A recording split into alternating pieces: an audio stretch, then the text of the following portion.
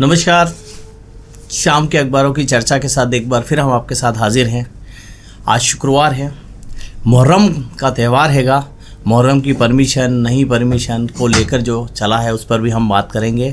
और आपको बता दूं कि पिछले 2 दिनों से जो लगातार बारिश हो रही थी, आज जो है बारिश उससे ज़्यादा हुई हैगी और संभावना जताई जा रही है कि अब आपको रोज़ बारिश देखने को मिलेगी। तो बारिश पे भी हम चर्चा करेंगे, मुहर्रम पर भी चर्चा करेंगे और शहर की खबरों पर भी चर्चा करेंगे। तो हम सीधे खबरों से शुरू कर रहे हैं और आज अग्रिमाण की खबरों से हम शुरुआत करने जा रहे हैं।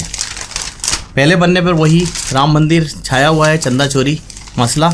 अब इंदौर शहर की लोकल खबरों की अगर हम बात कर लेते हैं तो नगर निगम के जादूगरों ने 370 संपत्ति के जो मालिक हैं उनके नाम बदल दिए थे। और ये जो खेल खेला गया था ये रात के वक्त खेला गया था। रात को 10 बजे से 3 बजे तक खेला गया था। एक साथ इतने सारे खातों के मालिक बदल दिए जाते हैं, इसके पीछे कोई आसान काम नहीं है।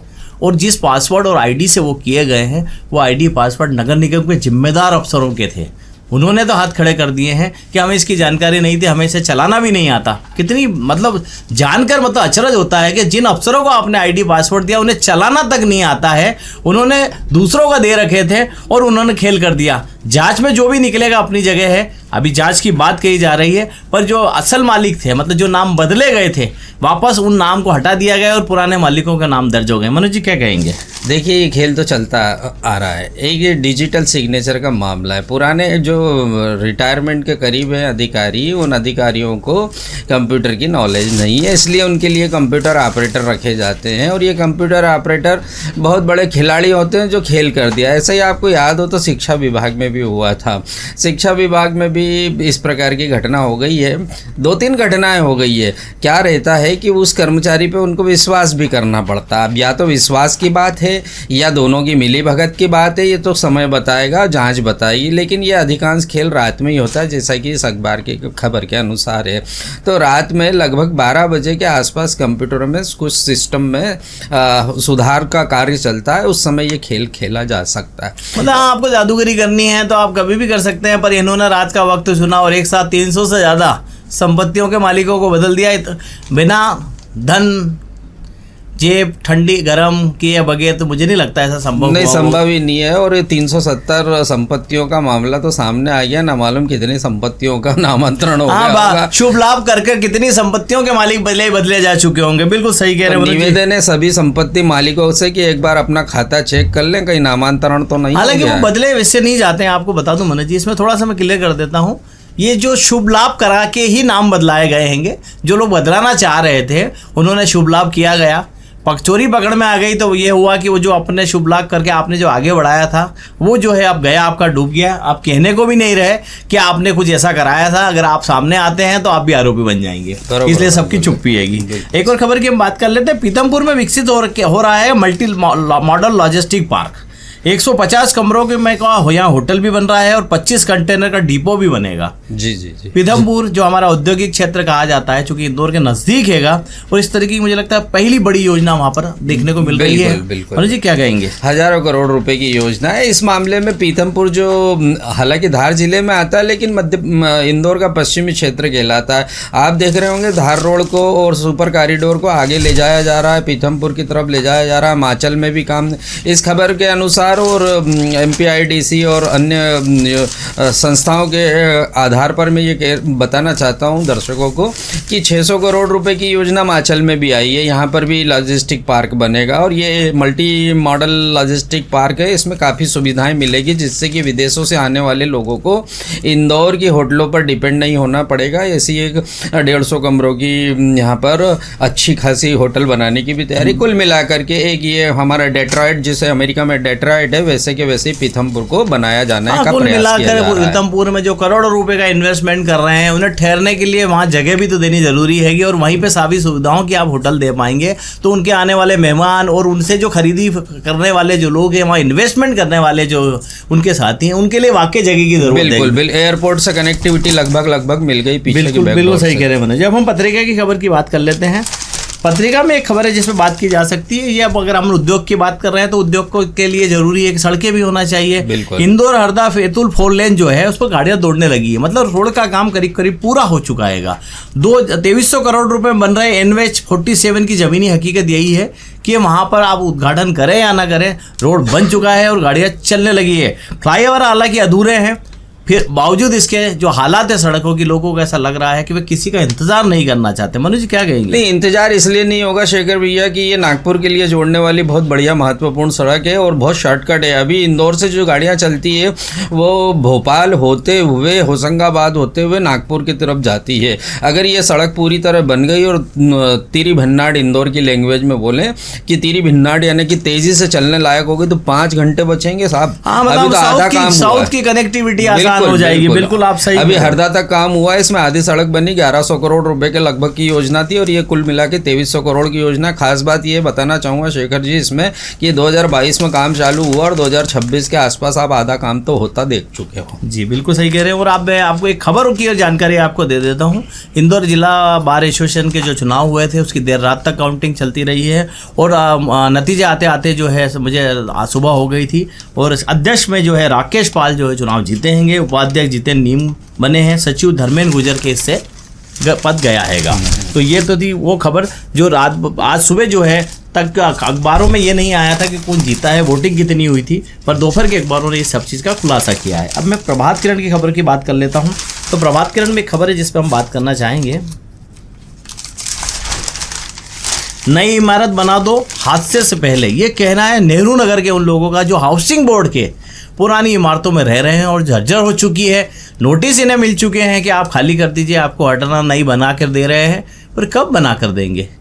के थक गए होंगे। हाउसिंग बोर्ड के अध्यक्ष जो हैं इंदौर आए थे, वे देखने भी गए थे और उन्होंने इस पूरे प्रोजेक्ट को देखा है, समझा है, लोगों की बात भी सुनी है। मन्नू जी लगता है कि अब इसमें कुछ रफ्तार नहीं? बिल्कुल होगा कि जिस हिसाब से उन्होंने कल तलखी दिखाई थी और लोगों का हुजूम भी वहाँ पहुँचा था, 300-400 लोगों का हुजूम पहुँचा था वहाँ पर हाउसिंग बोर्ड में उनसे मिलने के लिए। सबसे बड़ी बात विडंबना ये देखिए शेखर जी की 50 साल हो गए जगजीवन राम नगर को। बाबू जगजीवन राम जो प्रधानमंत्री तो बन नहीं पाए थे, उनके नाम का जो नगर है उसकी हालत भी ख़राब है। हाउसिंग बोर्ड का काम थोड़ा कमज़ोर रहा है। हालांकि बीच में कृष्ण मुरारी मोघे के समय पे इंदौर में रेनबो नाम की एक इमारत जरूर तैयार हुई थी, लेकिन बहुत सारी तकलीफें हैं। नेहरू नगर की तो तकलीफ बहुत वाजिब है, वहाँ डुप्लेक्स थे एकदम कच्चे हो गए, गिरने लगे हैं। ऐसे में कुछ ना कुछ निर्णय लेना चाहिए। ओम जैन साहब जो हाउसिंग बोर्ड के नए चेयरमैन बने हैं, उन्होंने आश्वासन दिया है निश्चित ही भविष्य में जल्द से जल्द इस पर काम होने की संभावना दिख रही है। उम्मीद की जा सकती है। पहली बार ओम जैन जो है हाउसिंग बोर्ड के चेयरमैन बनने के बाद इंदौर आए थे और नेहरू नगर पहुंचे हाउसिंग बोर्ड की उस जगह को देखने जहां इमारतें जर्जर हो चुकी है और वहां जो लोग हैं कितनी मुश्किलों में रह रहे हैं, किसी खतरे के बीच रह रहे हैं।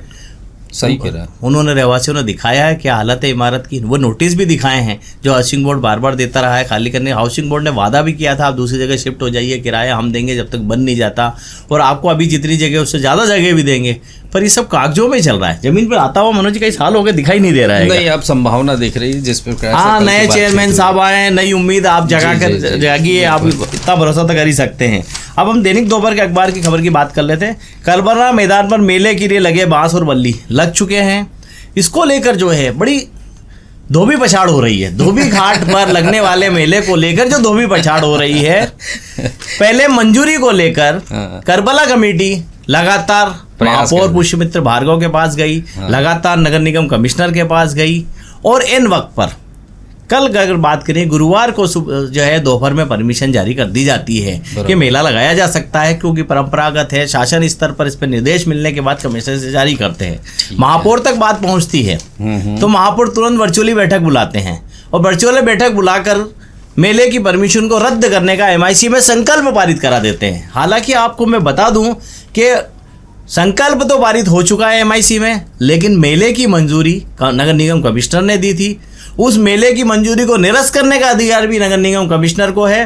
तो आपको बता दूं आप आज 24 घंटे होने आए हैं, अभी तक किसी भी तरह का मेले को निरस्त करने का आदेश नहीं निकला है, जबकि अगर मैं उस करबला मैदान की बात कर ली जाए तो वहाँ झूले लगने की तैयारी हो गई थी और दुकानें भी बन चुकी थी। मनोज जी क्या कहेंगे? बिल्कुल है, पिछले साल किराया न चुकाने की बात कहते हुए महापौर ने इस विषय को रखा था कि हम ऐसी अनुमति नहीं देंगे, किराया भी नहीं चुका रहे। हालांकि उनका पक्ष इसलिए मजबूत रहता है कि बड़ी मुश्किलों के साथ वो हाईकोर्ट से जीत के आए थे और 0.02 वाली जगह एकड़ की जगह उनको ताजिए ठंडे करने के लिए दी गई थी और ये महापौर पे या नगर निगम पे छोड़ दिया गया था कि वो मेले की अनुमति दे न दें। 200 साल की परंपरा है और ऐसा कहा जाता रहा। हालांकि उसके अंदर कारण जो बताया गया है मेले की परमिशन निरस्त करने का कि पिछली बार जिन शर्तों पे जो मेले की मंजूरी दी थी उसका पालन नहीं किया गया, इसलिए इस बार मंजूरी नहीं दी जा सकती। बिल्कुल बिल्कुल, सोशल मीडिया पे कई मुस्लिम पक्ष इस विषय को भी उठा रहे हैं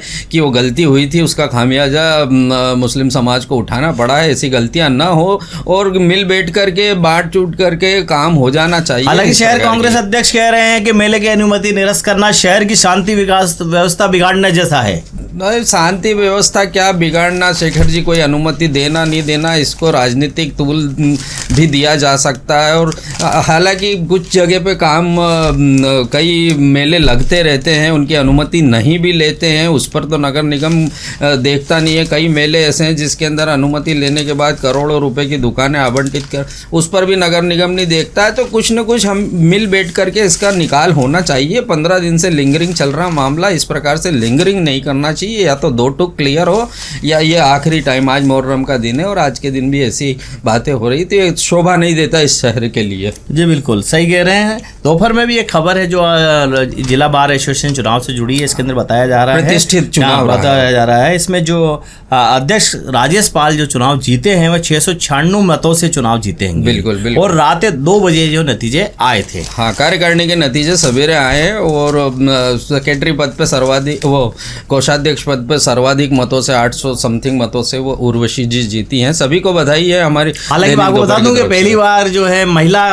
आरक्षण हुआ था आपने कल बताया था कल। अब एक खबर आपको चलते एक और बता देता हूँ, चलते आज से कमर्शियल टंकी की बुकिंग 3 दिन में होगी डिलीवरी। मतलब कमर्शियल टंकियों पे जो रोक लगी थी वो हटा दी गई है। अब आप बेहिचक अपने जो है रेस्टोरेंट में, होटल में कमर्शियल टंकियां का इस्तेमाल कीजिए, आपको आसानी से मिल जाएगी।